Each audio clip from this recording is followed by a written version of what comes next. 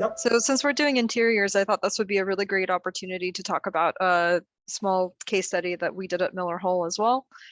Down the rabbit hole with acoustic wall panels. And in this presentation, you'll see a rabbit whenever I'm going down into things that are way too deep and detailed. And you can probably tune out, but it is interesting. Okay, so we have two renovation projects that Miller Hull recently completed down in San Diego. One is the UCSD Torrey Pines Center South Level 3, looks like this. The second one is level 2, same building, looks like this. Similar materials, similar palette, similar use. It's higher education. There's kitchenettes, there's conference rooms, things like that.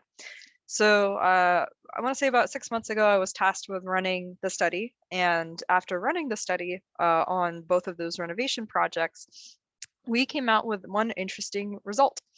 So what you're seeing on the screen right now in red represents the global warming potential of each of the materials in these renovation cycles. In gray, that represents the mass of each of these materials. So number one is something listed as polyester solid surface, which isn't huge in the material in the project by mass, but is a big deal when it comes to global warming potential. So we asked ourselves, oh my God, what is this polyester solid surface? And it turns out that it is this stuff, this kind of acoustic wall paneling that's also used as ceiling paneling sometimes. So sometimes this is at UW, this is the Foster School of Business. This is the panel that they use.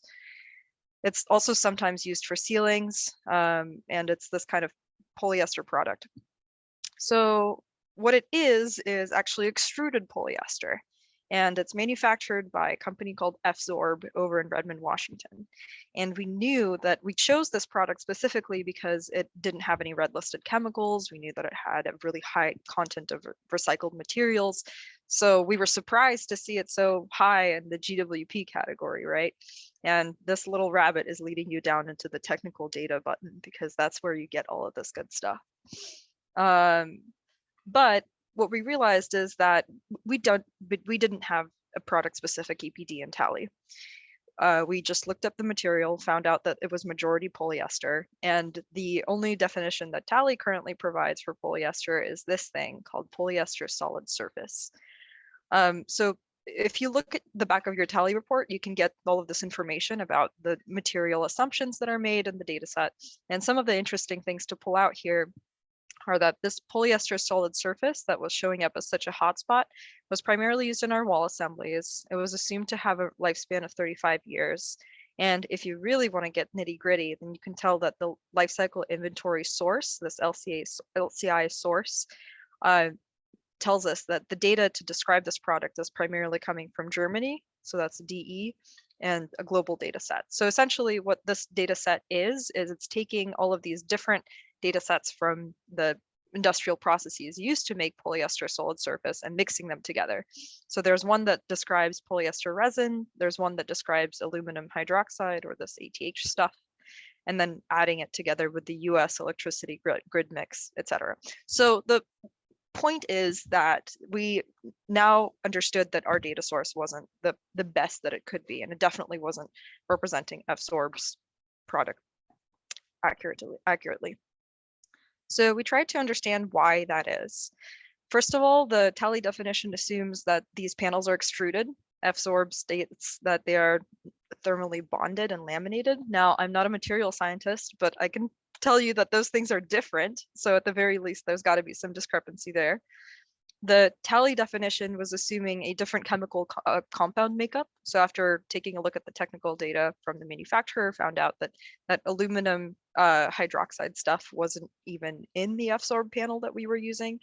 And last but not least, the submittal that we had lists the amount of recycled content that is used in the panel, but the Tally definition by default assumes that everything can be landfilled from this panel. So at this point, we kind of understand some of the potential sources of discrepancy for this particular product. And that got us to make this plot. So what you're seeing here is in blue bars is the Tally definition, and that's always going to be at 100%. And then the FZorb specific EPD and what the difference is.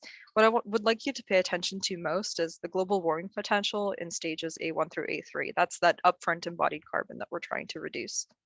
And essentially, when we only take 1 square meter of this tally default versus 1 square meter of the FSORB Tmax board, the difference is pretty striking, right? It's a difference of more than 90% in impact. And that's just coming from the material definitions that are in the software that we use to create these studies.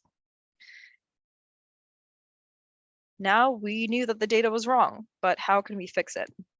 So this is my plug for always reaching out to your manufacturer, because at this point we had enough information to write a nice email to our FSORB rep and say like, hey, your product was flagged in our study. We understand that it might be an error. Do you have better data for us? And at first the answer was no, but in about a month, the answer was yes, we literally just funded an EPD. Here's an EPD. So this is like a real world example of, you know, when people say request EPDs, because it shows your interest as a potential buyer of the product. And it shows that you're differentiating their product because it has that information, right? So having received the product specific EPD from FSORB, we were then ready to take a look at how to ameliorate the data that we had in our model. So now that we know, okay, there's an issue and we have a better source of information, is it possible to implement it into the model and see what happens, right? So some of the reasons why the EPD that we received from FSORB was different are listed in this table here. There are 4 main reasons, and the things that are checked with a red check mark are things that are easily adjustable by the modeler. So it's like you don't even have to be a software guru to put this into Tally. You can just fiddle with material settings to reflect the real world condition. So first of all, the placeholder we had, remember, had a service life of 35 years. The Tmax board is actually supposed to be more durable than that. Easy enough. You can just change the service life in the model. This is a big one, the density. So the placeholder definition for that solid surface product was much, much more dense than the Tmax board. I don't want to claim that I understand entirely why, but I think it has something to do with the manufacturing process, like whether you're extruding or you're weaving polyester is very different, and you come up with a different density of material. And luckily, that's also something that you can manually change in Tally. So the Tally definition by default is this 23.5 number, but you can type in 3.09 and then see the results change appropriately. The third reason that this information from the manufacturer directly was different is because of the data quality. So remember, I told you that the placeholder definition is using a mixture of German, US, and global average data sets to kind of like MacGyver one potentially this kind of like a product type lifecycle data set. So obviously, when we reach out to the manufacturer, we understand what we're receiving is exactly the process that they go through to create that product. So in this case, this EPD that FSORB sent us, I had primary data that was collected at their manufacturing plant in Korea and some supplementary secondary data from Gabi, but it wasn't as disparate as all of those different sources that Tally uses by default. And last but not least, remember I said it was manufactured in Korea? Well, that affects our transportation assumptions because even though A4 is, I'm sure most of the people on this call know, not a huge deal compared to A1 through A3 in most cases, the difference in shipping matters. So the product we were actually speccing on the project would travel to us mostly by ship and not by truck. So putting all of these things together, and I forgot this slide was here, so don't worry about it. This is just to talk about the density thing and how here's the density in the EPD highlighted on the left and the density used in Tally highlighted on the right.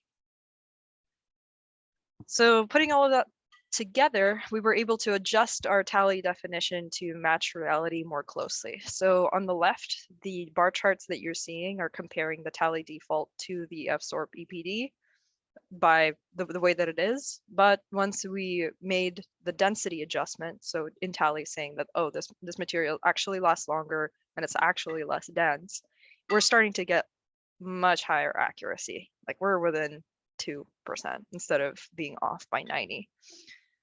So that concludes my brief presentation. I think the main takeaways here are that reach out to your manufacturer. They know best, and they are the keepers and the stewards of this EPD data that informs your life cycle assessment process.